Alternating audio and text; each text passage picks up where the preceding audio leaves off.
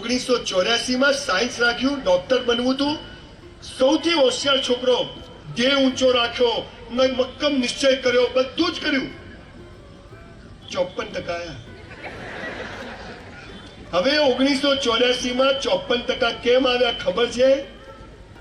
કેમ કે ભગવાનને ખબર હતી કે આ સિમ્બા ઇન્સ્ટિટ્યૂટના 24 એપ્રિલના પ્રોગ્રામમાં અને તાલિયાને સેમિનાર કરવા મોકલવાનો છે, એટલે આને 54% આપો.